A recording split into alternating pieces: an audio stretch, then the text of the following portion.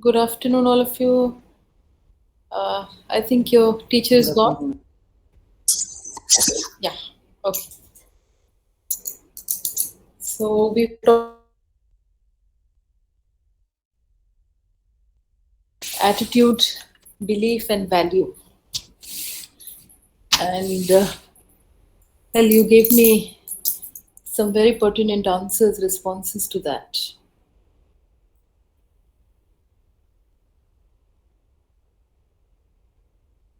Okay.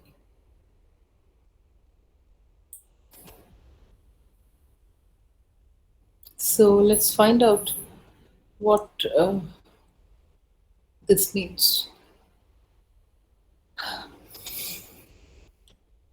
Now, Muhammad Yunus says that my greatest challenge has been to change the mindset of people, and mindsets play strange tricks on us. We see things the way our minds have instructed our eyes to see. Uh, well, before we start off with this, let me give you the portions, the models for the midsem.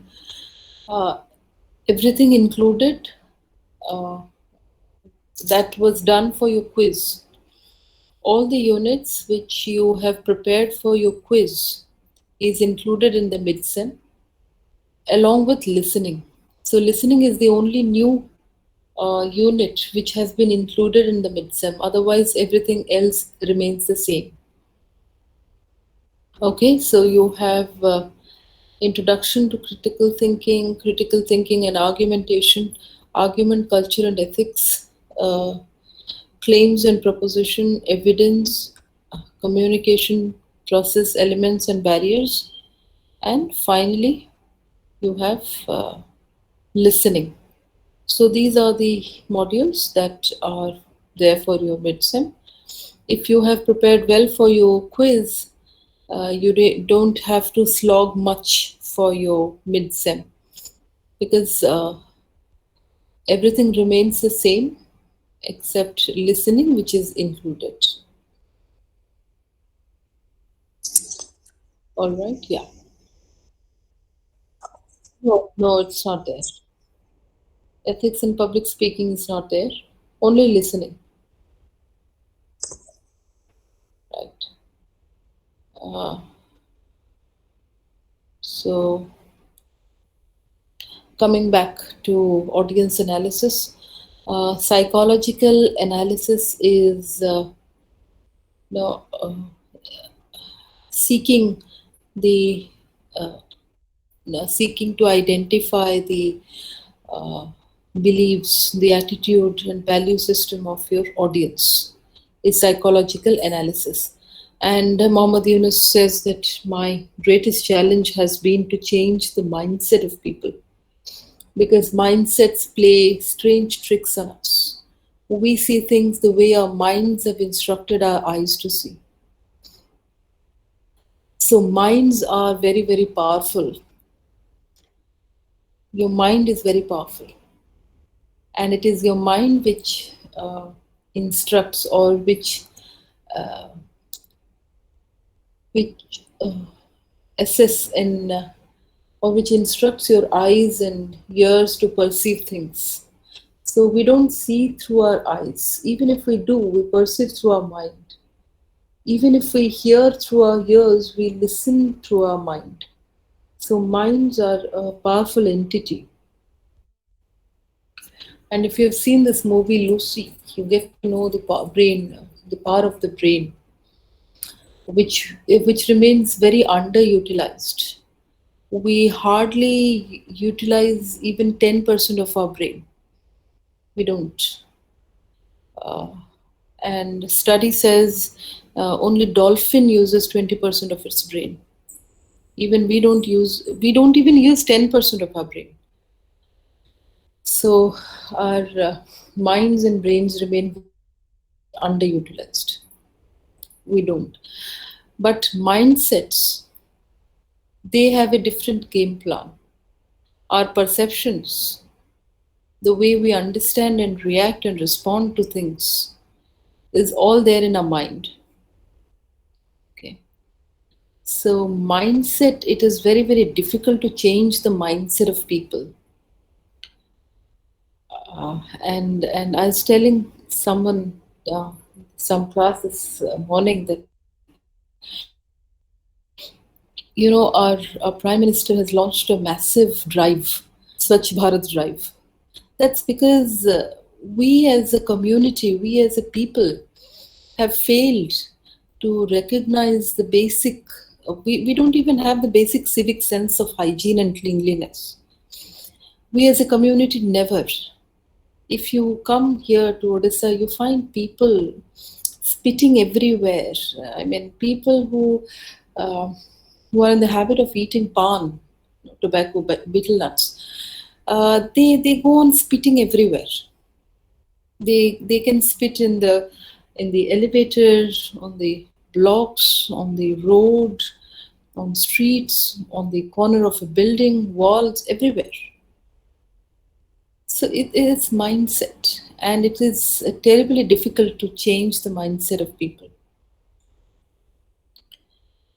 And if you come, you go to the classrooms and you find the wrappers of wafers and cookies and toffees just in the classroom, on the floor of the classroom. So students eat and drop the wrappers there itself.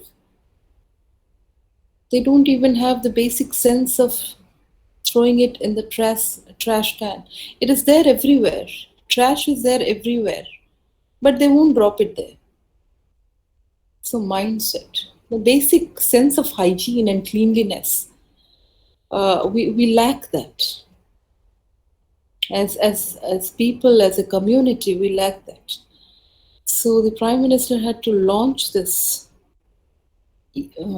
massive project on Swachh Bharat.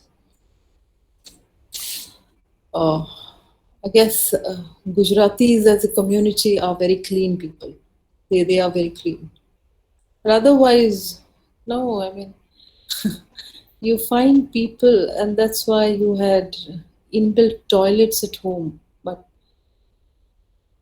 so you find people on railway tracks, and there's a great writer, Nobel laureate, V.S. Naipaul. I don't know how many of you have heard his name, V.S. Naipaul. He's a very blunt and straightforward man, a very unpleasant man to talk to. Uh, he he's an Indian whose grandfather and great grandfathers had left India and moved to the Caribbean, Trinidad. So I guess Naipaul was born in Trinidad, but he was a man of Indian origin. So his forefathers left India and moved to the Caribbean. But he's a Nobel laureate. He's a very good writer, but he's very blunt. So when he gives his interviews and other things, he never tries to please people or appease people. So he bluntly says this. Uh, and he visited Odisha long back. And I remember this interview in Times supplement. We had the supplement reader of Times of India on Sunday, which was Times Life.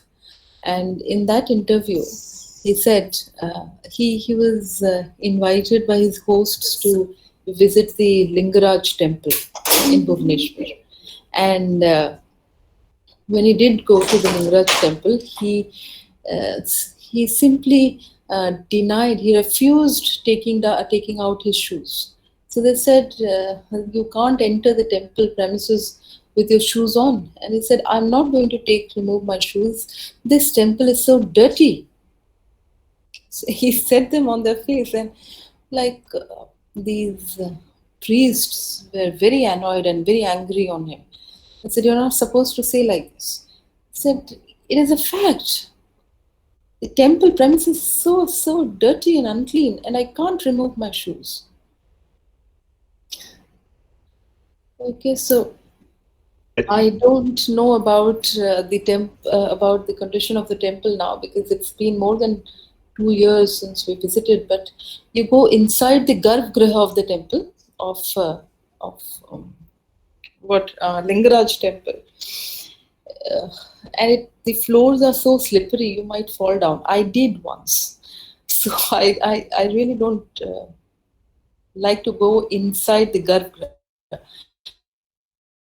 It's very slippery, the floors. I guess they never clean it. So cleanliness is a basic human quality, which I guess most of us lack. Uh, we have a, if I guess none of you have visited our college, our institute. You know, we have beautiful lawns, green sprawling lawns in ITR, very beautiful. There's a lot of greenery, and there's in one part of the lawn, you know, we have these water fountains. So we have these lights of different colors. So it's kind of a dancing light in the evening, and very beautiful. So students go there to celebrate their birthdays, and you see they celebrate their birthdays, and they mess it up, and they leave the dirty wrappers and everything there itself, and they move out. So they don't feel like cleaning it up. So the point is, we uh, we are never in the habit of cleaning things. We don't have this basic etiquette of cleanliness. I find students sitting in the room or sitting in the classroom. Their classes are stretched for long hours, but they still get a break in between two classes, and they eat stuffs there, the cookies and wafers and chips and everything, and they drop the wrappers there itself, just below where they sit. And the entire classroom is so messed up. So, mindset, and it is so difficult. And we always feel that we are not supposed to clean it. It is a job of the sweeper. Why should we clean it? I read somewhere that in some elementary schools in Japan, they make the students clean the school premises.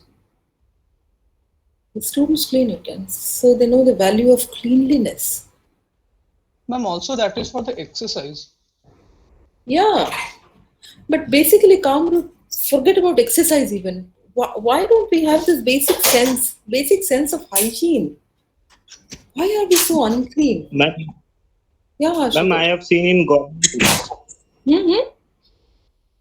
I have seen in government school, and the students are cleaning the ground and classes before class.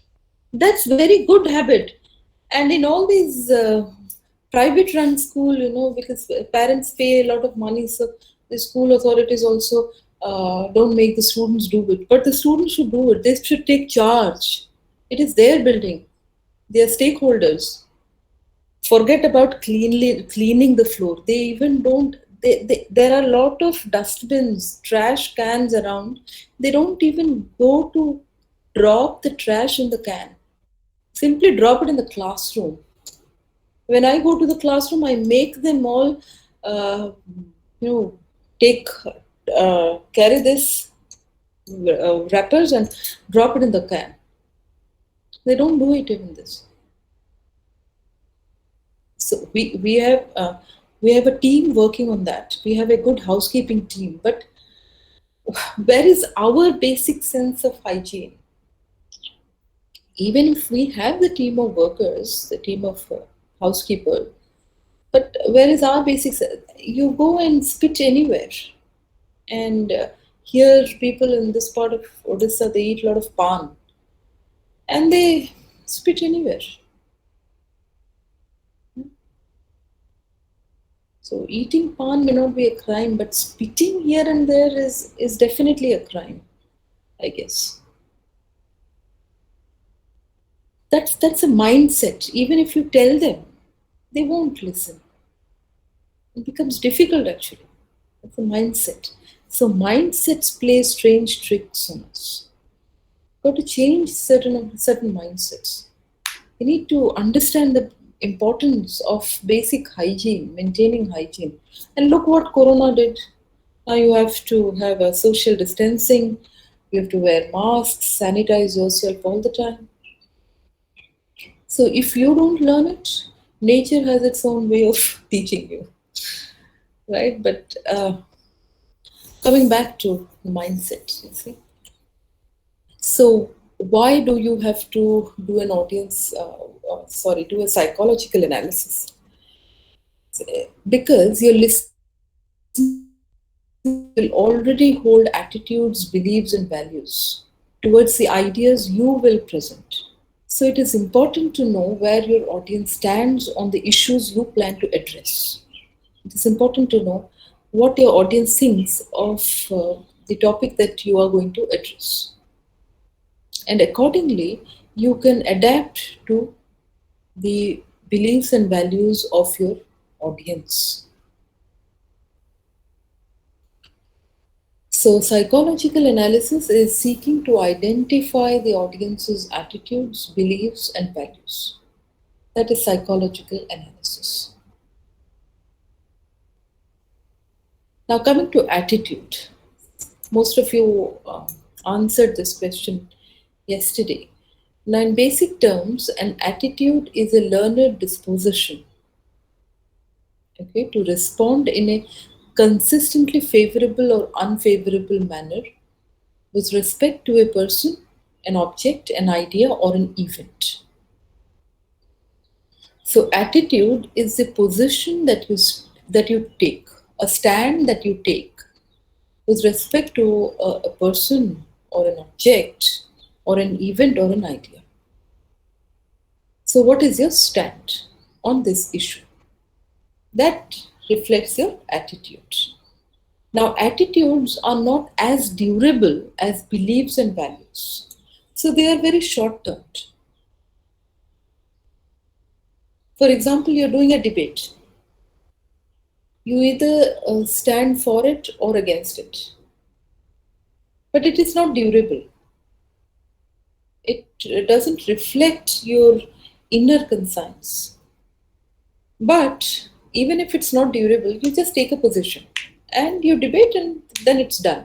But your attitudes are a good indicator of how people view the person, object, or ideas that shape their world. So, attitude reflects your how you view certain issue or certain events. So, they are a good indicator of how you view things which shape your world. They are not very durable. It is just a position that you take for a short time. But then they indicate the way you view, uh, or they are a good indicator of your worldview, of the many ideas and things or perceptions that constitute your identity or yourself, that constitute you. Attitudes are a good indicator to reflect that worldview. For example, these are examples of attitude. Either you are pro-war or you are anti-war. You like war or you don't. You don't support. Either you support capital punishment or you don't. So you take a stand against a foreign issue. And this is short term. It doesn't last long. But then it indicates a lot of things about your worldview, how you view things in the world. Uh, Beliefs, that is attitude. Now, coming to beliefs.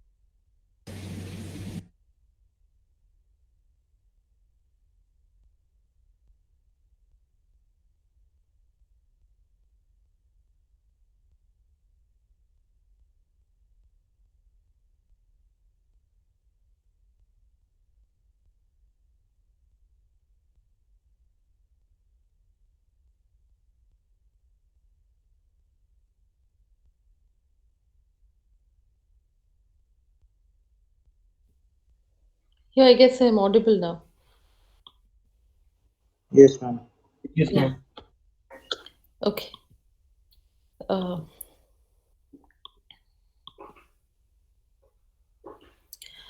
so, Mason Cooley says other people's beliefs may be myths, but not mine.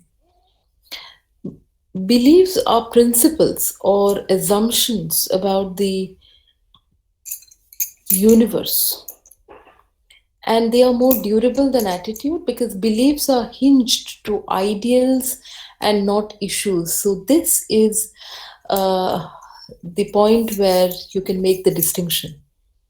This is the point of distinction, that attitudes are hinged to issues and beliefs are hinged to ideals. And that is why it is more durable than it is more durable than attitude.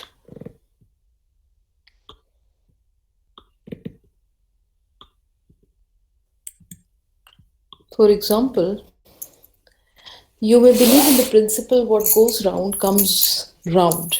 So if you do, you believe in the notion of karma. Now this is a belief. Karma is a belief. Okay, and it is more durable. So it is somewhere there within. You definitely, if you believe in this notion that what you do, so what you sow, so shall you reap. Jaisi karni वैसी भरनी, like you say. So what goes round comes round. What you do comes back to you. So this is the uh, notion of karma, the theory of karma. And if you believe in this, then this is a belief because it is hinged to ideals. And that is why, when you believe in the notion of karma, the theory of karma, you will not engage yourself in unethical or negative activity or behavior because you know that it is going to come back to you. Whatever you do comes back to you. So you never get engaged in unethical behavior.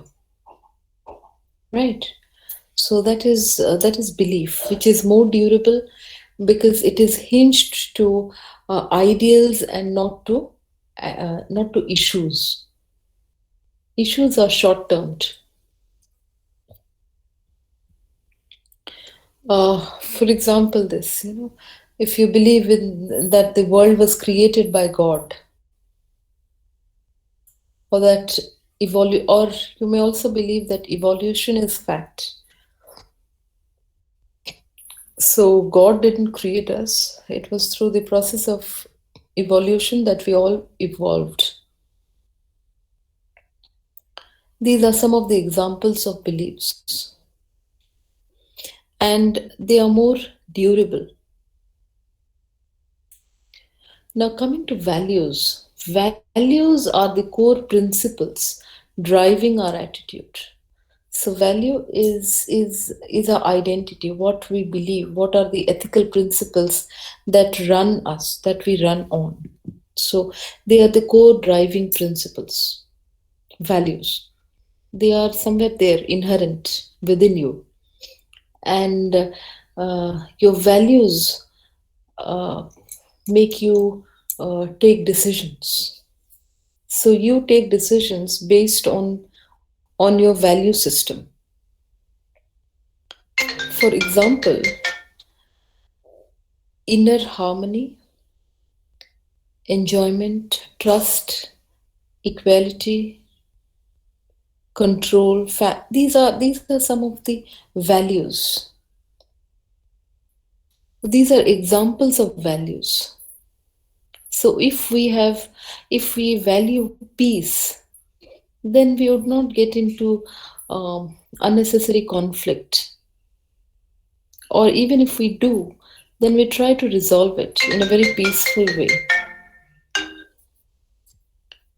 So these are examples of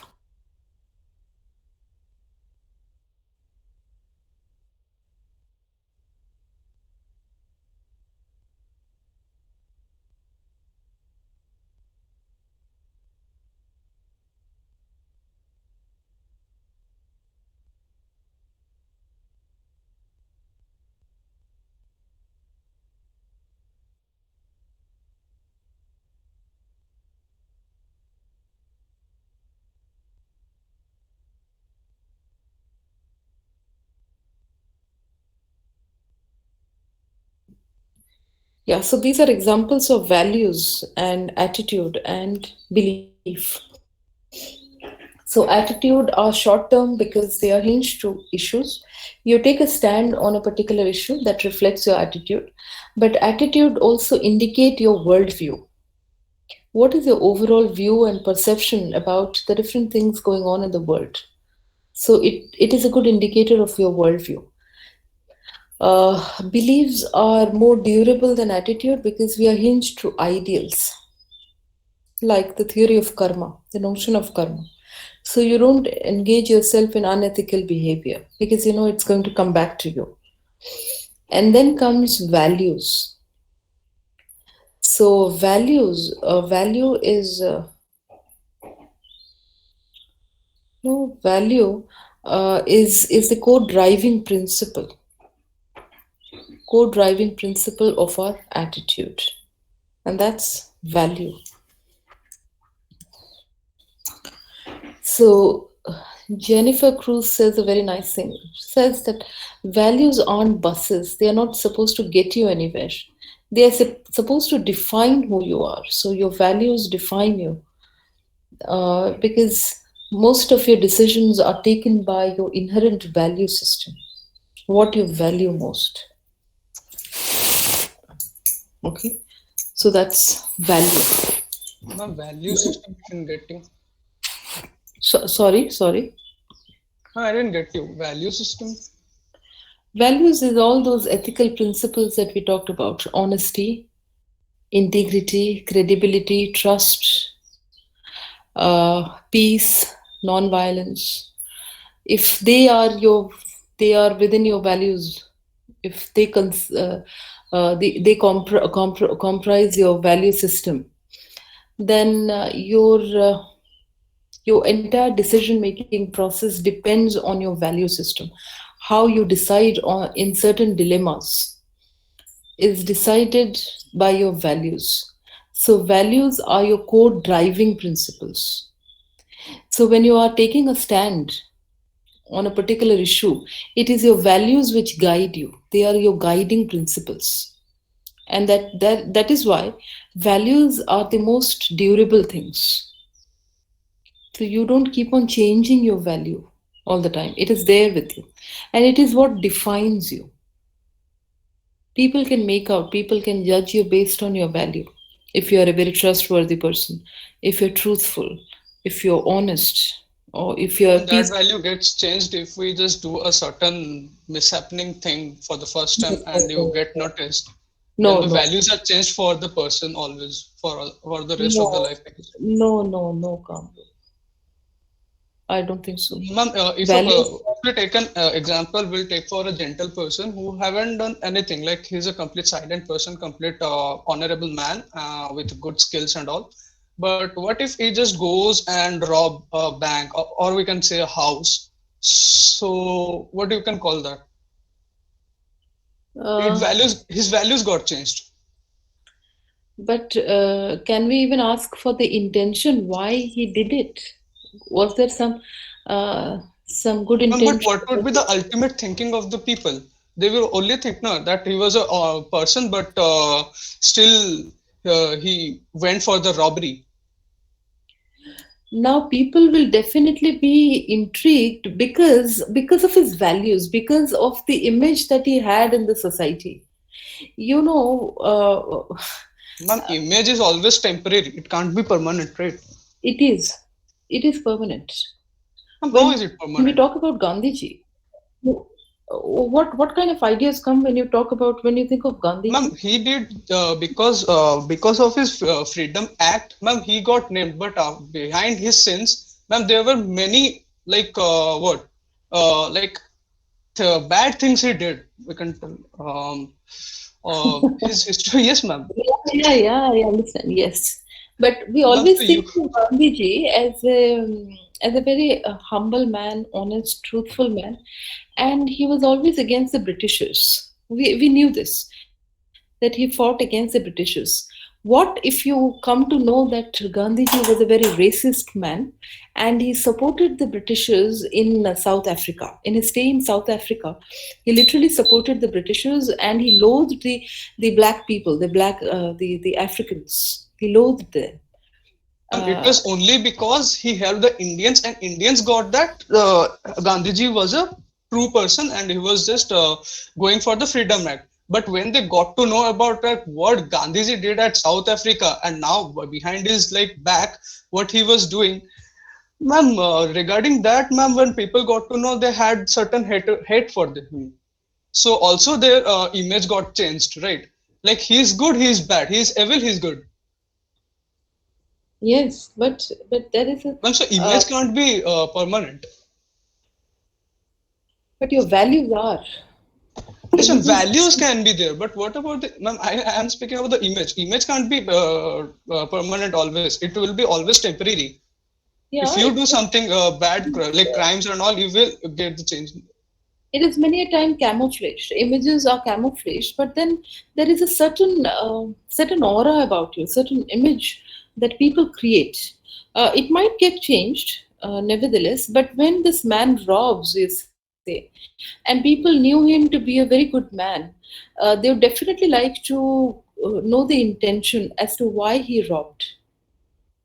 What was the purpose of him robbing or you know, cheating people? So, what was the Ma'am, intention? what if he was good from the outside and bad in the inside? Oh, then it is hypocrisy, Jyoti. It is hypocrisy. It's not value. Values are ingrained in you. That is something which is difficult to change. Your value system is difficult to change. You can't change it like you change your dresses. And With that's psychopathy. every fashion era, you keep changing your dresses. You can't do that with value. Okay, because values and ethics don't change with calendars, so you have to upkeep that. But you are you show that you're good but then you're not, then that is hypocrisy, isn't it? Well, people won't be able to know that. People might think you're a good man, but someday they might know, like we are getting to know about Gandhiji's behavior. And yeah. So I guess value, like Jennifer Cruz says, they are supposed to define who you are. So your values define who you are. And then all of a sudden you decide to rob someone, I don't know. And all of a sudden you heard that the Buddha murdered someone. It's it's hard to believe, isn't it? So your values are your core driving principles. So they are there. Maybe he wasn't a good man, uh, who robbed, or maybe there was some very, very genuine concern or genuine intention behind him robbing a bank. We don't know. So we have to find out. But values don't keep changing. If you have adopted to a certain value system, you don't go to change it every now and then. It's not possible. And that's what I believe. And if you have Gandhiji was inherently a peace-loving and a non-violent man. That is what we know. But there But are although other his behaviors. words were sometimes rude to people, No, but so there are so many other things that he did which was not acceptable. So I really don't understand why he was called Mahatma by Rabindranath Tagore. And Tagore ma'am, was, if we only think like if we ask the small like the small kids, ma'am, we'll just ask them who was the main reason for the freedom. They will only tell that Mahatma Gandhi was the one. They will yes, not it's recognize the other people because from the childhood hmm, we got to know about hmm, Mahatma Gandhi only. After that, we got to know about many people who were involved in the Freedom Act. hmm. And it is very wrong to address him as the father of the nation. I don't understand why he should be called the father of the nation, uh, because now we don't call this India. It has been constitutionally and publicly, democratically, our the name of our country has been reclaimed as Bharat. So we are going to call our country as Bharat, henceforth.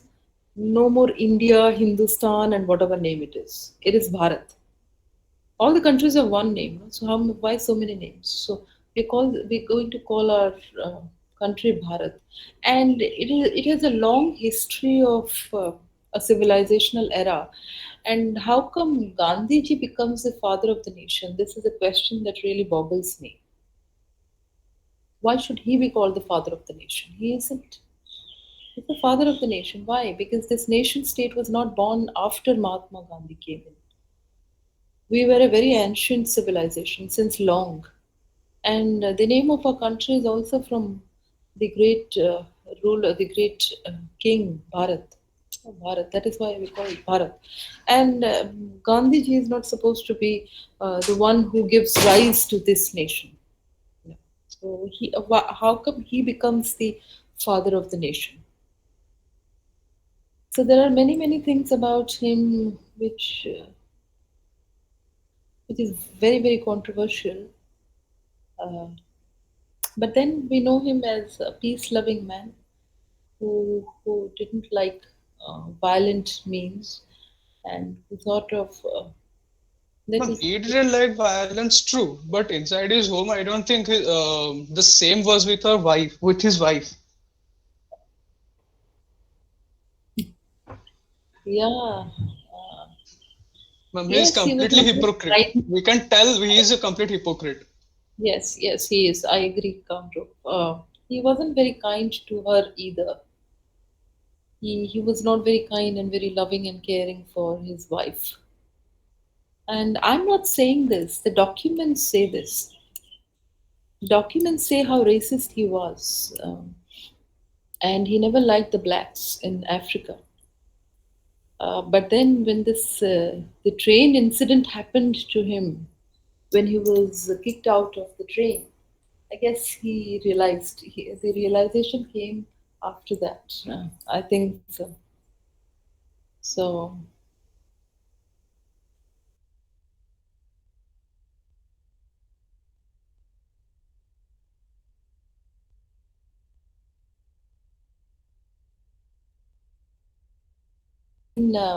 constitutionally and everywhere it has been said that further henceforth we will so no more India and no more Hindustan. All these are colonial tags that we get.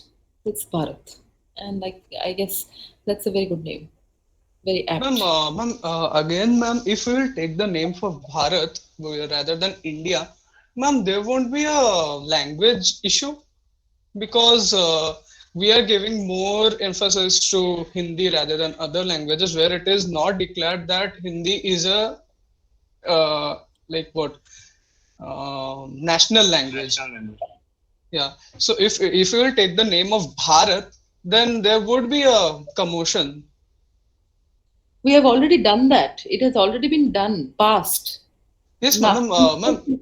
So if we are recognizing India to be India, not to be Bharat right now, ma'am, because if they will again take the name for Bharat, then again there will be a language commotion. why? Ma'am, because ma'am, Hindi isn't the national language, no? Ma'am, so No, Hindi is again, not the national language. no, ma'am. What is the national language? Ma'am, there is nothing, no such as. Ma'am, yes, there is a percentage that Hindi is having 50.2 percentage of the whole India. It is having the most heavy weightage over there. Still, Hmm. Sanskrit is also there, which is having 0.2%, but still it is a language of India, right? So how can we just have a like again we are coming to a language commotion over here. Kamru, Yes. Hindi, I agree. Hindi is not a national language, but it is the official language of India. Hindi and English. It is the official language of India. There So are around if it is, 20 to official 25 language, if you are talking about, then languages in English India. and Hindi both are there. So why only we are recognizing as Hindi to be? Why we are not taking the word for Because India? 90% of Indian people speak Hindi, not English. I guess you know 90%. that. So if you are Most of going the to, people don't know English over here. Yeah, so most of the people doesn't know also their language, their mother language. So how can we talk about them? No, but Kamrup, I think Hindi is recognized as the official language, and also somewhere inherently it is also the national language. I mean, this is what we believe, and The national language doesn't exist only. I Ma'am, it can be understand. called as official language, but it is not the national language doesn't exist only. Yes, but it is Yes, ma'am. official, and somehow we associate ourselves with Hindi And that is we rather than assume. all other languages. And the commotion that you are talking of is bred in South India, in parts of South India, and that's for a very political reason. Yes, ma'am. Yes, ma'am. So we choose not to acknowledge that, and we still go with Bharat, because Bharat has nothing to do with Hindi or English or Sanskrit. It is a name. It is a proper noun named after the great king, statesman. So Bharat is not recognized, is not associated with the language problem. But India is again a colonial, it's a colonial tag by the Britishers. They gave the name India. So if we can feel, I mean, we need to ask ourselves if we are really proud with this colonial name nomenclature. Yeah. So what's wrong with Bharat? This is an indigenous name, and this also acknowledges our ancient civilizational past and a legacy that we should be proud of. And this Hindi and English dichotomy and debate is like it's horrible. And some people keep it alive because of their own political motives. But Hindi is recognized as the official language. Yes, parallelly English also. Uh, but that doesn't demean the popularity of Hindi. The larger number of people who speak Hindi. Okay, ma'am. That's what I think, and that's what all of you would agree.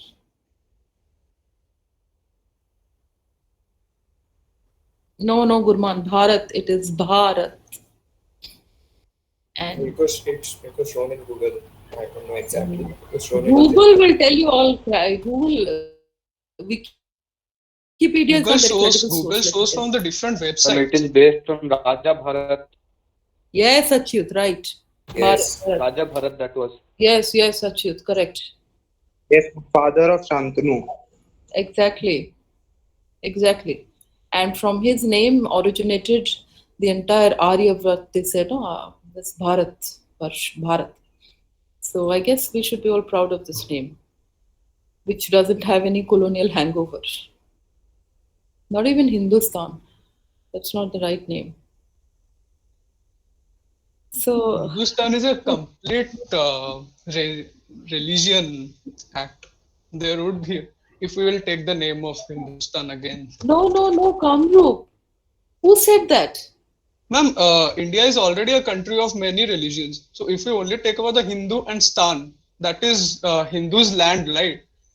So if we'll talk about Hindu Stan, then obviously there would be Muslims over it, and Christians, Sikhs, all would be like upon it. Like what is this? Like there would be a I can speak for myself, but I can speak for myself enough, so I can say that we don't have any problem with that. You don't have problem, Because but it is a single I mean, person. What about a group who will be marching over there?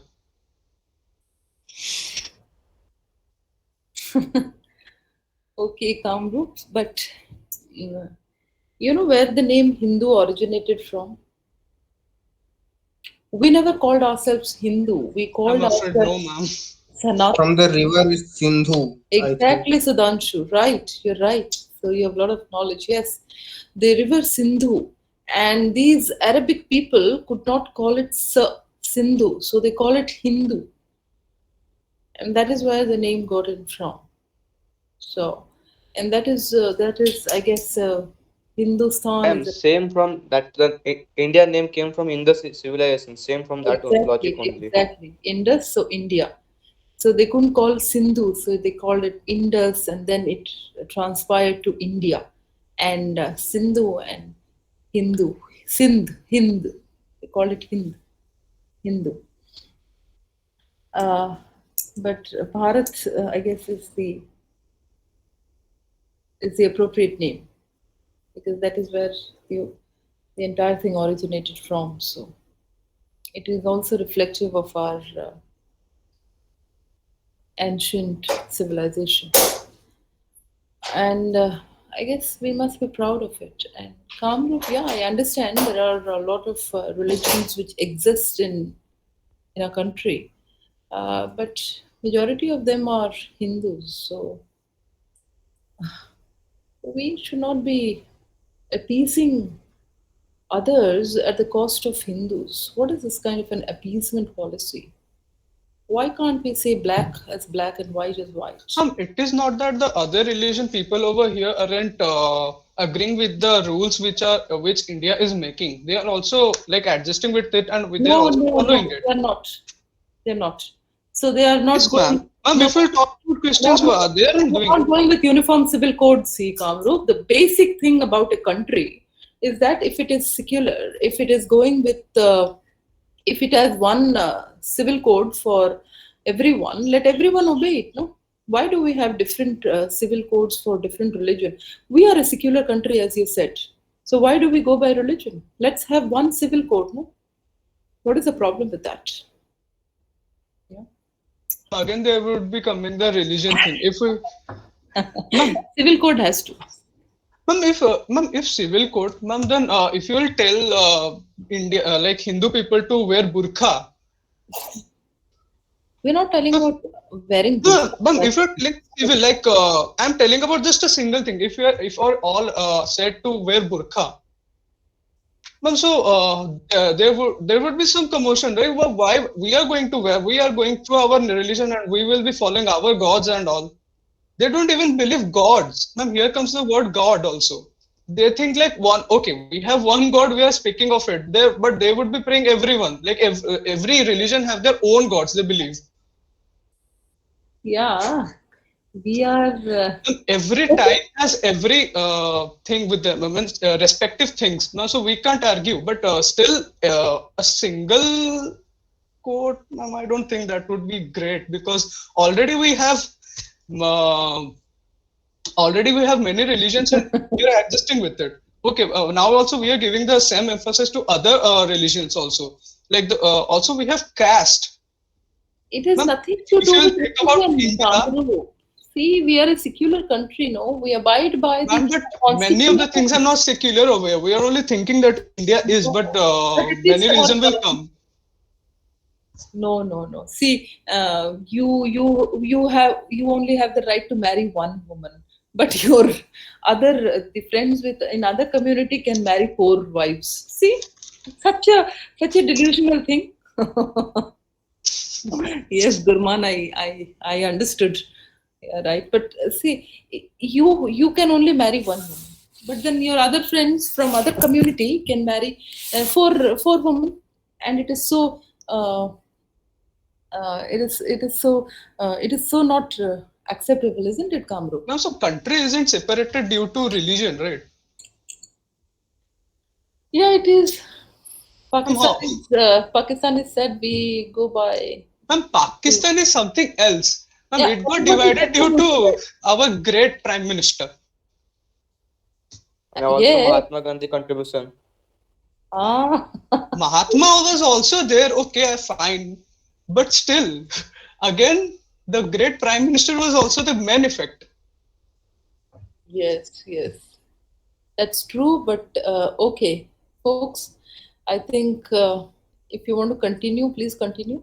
I'll take a leave now and we'll continue with this chapter again tomorrow. So I think Kamrup, you can do some research in the meantime and get your facts and basics right Okay, ma'am. about Uniform Civil Code. Okay, okay, thank you.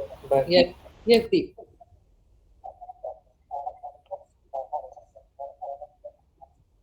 I'll tell you tomorrow. I'll tell you. Remind me tomorrow. Yeah, I will send you. I'll send you today. Yeah, thank you. Yes, Gurman, you want to say something? Just Bye. saying that. Yeah. Goodbye. Thank you.